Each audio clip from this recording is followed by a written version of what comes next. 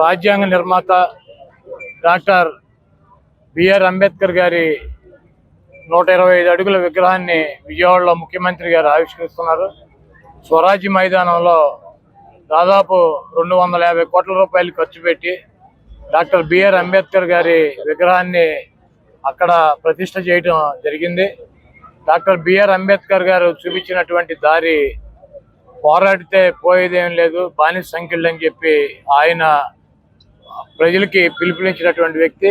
అదేవిధంగా అట్టడుగు వర్గాలు ఉన్నటువంటి దళితులు, బలహీన వర్గాల యొక్క అభ్యున్నతి కోసం ఆయన అనుక్షణం ఆయన జీవితాన్ని దారిపోసినటువంటి వ్యక్తి.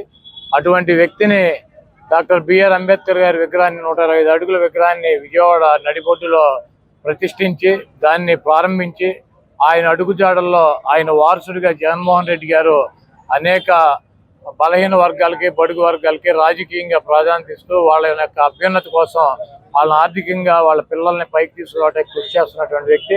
ఈరోజు ఈ రాష్ట్రంలో 125 అడుగుల అంబేద్కర్ విగ్రహాన్ని ఆవిష్కరించడం, ఈరోజు ఈ జనవరి 19 అనేది అంబేద్కర్ డేగా ఈ రోజు ఈ 74 సంవత్సరాల స్వతంత్రంలో ఈ రాష్ట్రంలో ఇంతకన్నా మించినటువంటి గొప్ప రోజు అని లేదని చెప్పి నేను భావిస్తున్నాను. అటువంటి కార్యక్రమంలో భాగం చేసుకుని పాలు పంచుకునేటువంటి అవకాశం మాకు కలగటం మేము అదృష్టంగా భావిస్తున్నాం.